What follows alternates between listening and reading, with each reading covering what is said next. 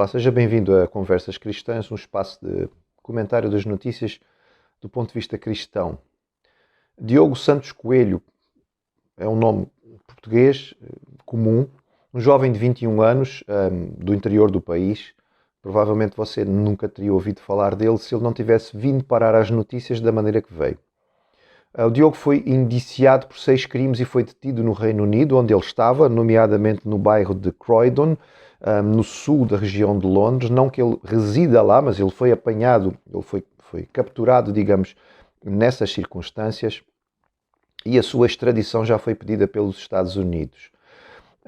Ele utilizava na internet vários nomes, entre eles Onipotente, e ele terá sido o criador e o principal administrador de uma plataforma de compra e venda de dados hackeados. 500 de utilizadores da plataforma chamada Raid Forums, que foi desmantelada numa operação que envolveu autoridades dos Estados Unidos, do Reino Unido, da Suécia, da Roménia e de Portugal. A operação chamada Tourniquet, coordenada pela Europol, concluiu que entre as informações vendidas havia bancos de dados de várias empresas norte-americanas que tinham sido alvos de ciberataques, cartões de créditos, enfim, números de contas bancárias, credenciais de acesso, etc, etc. 10 mil milhões de registros individuais. O alegado líder desta rede criminosa, que foi classificada como uma das maiores fóruns de hackers do mundo pelo Departamento de Estado americano, pelo FBI americano, portanto é um jovem português. E atenção, ele terá criado este fórum inicialmente em 2015, ele teria cerca de 15 anos quando o criou. Entre janeiro de 2015 e janeiro de 2022, este jovem controlou como administrador principal este grande digamos, fórum de hackers a nível mundial.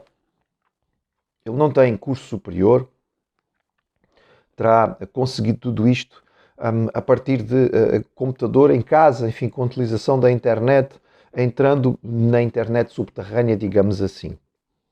Haveria outros 2 indivíduos que trabalhavam com ele como co-administradores e grandes quantidades de dinheiro ultrapassaram ou passaram pelas suas mãos, porque ele comprava e vendia, ele hackeava e recebia de outros hackers esta informação que depois passava a pessoas que estavam interessadas. A notícia nos surpreende. Sim, é verdade, Portugal, sendo um país pequeno, com uma população pequena, pode-se orgulhar de ter grandes feitos a nível mundial, não é? Nós, sendo um país com uma população reduzida de apenas 10 milhões, nós pensamos, por exemplo, numa China, 10 milhões é quase uma aldeia. E, no entretanto, Portugal tem investigadores, cientistas, artistas, cantores, atletas de porte internacional e de fama internacional. E isso traz-nos algum orgulho, alguma satisfação. Infelizmente, também tem gente que fica famosa não pelos melhores motivos, como é o caso deste jovem. O que chama a atenção nesta notícia é que ele começa a dirigir este fórum de hackers extremamente novo. Ele é adolescente, 15 anos. E aqui eu chamo a vossa atenção para este conceito de adolescência, que não corresponde àquilo que nós como cristãos entendemos ser bíblico, mas é um conceito estabelecido pela psicologia moderna há muito pouco tempo, há poucas décadas.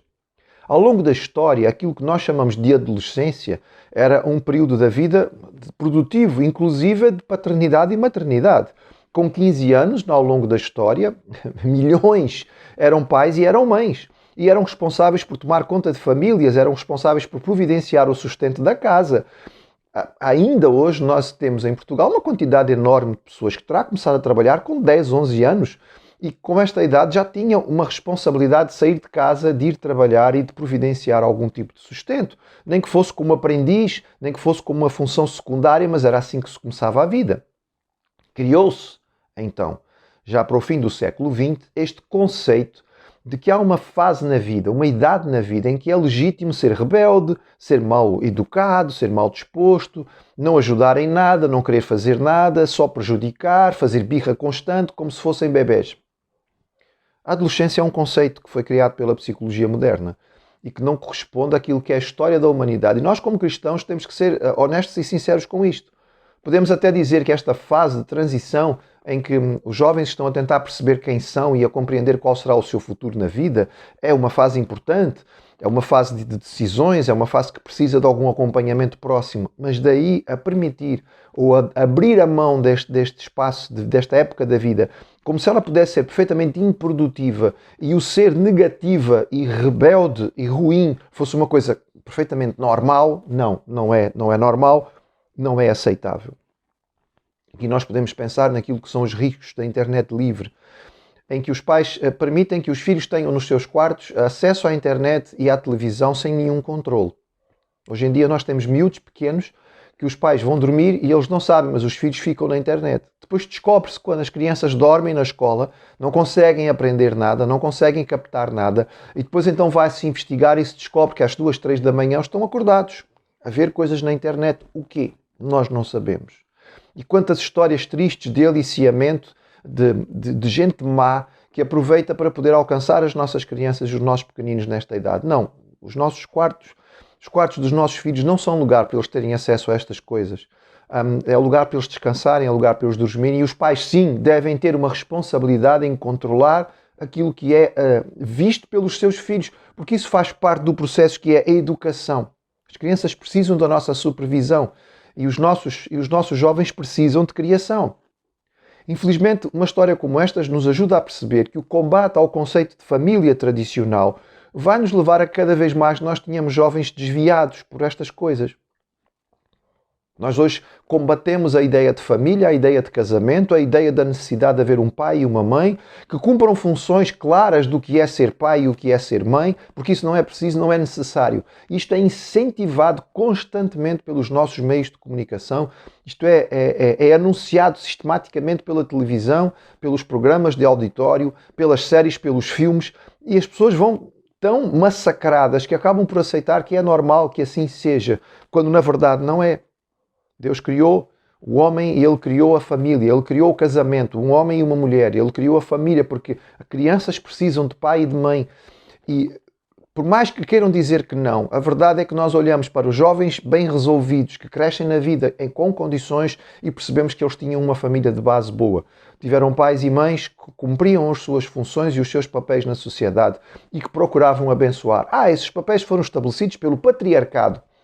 São os papéis estabelecidos ao longo de toda a história da humanidade e que nos trouxeram tudo aquilo que nós temos de bom, inclusive a sociedade que nós temos hoje, com tanta liberdade e com tanta facilidade de fazer tanta coisa, porque temos uma base judaico-cristã que hoje queremos deitar pelo cano abaixo com toda a força. Educar não é só dar comida, roupa e pagar uma escola ou colocar os filhos na escola.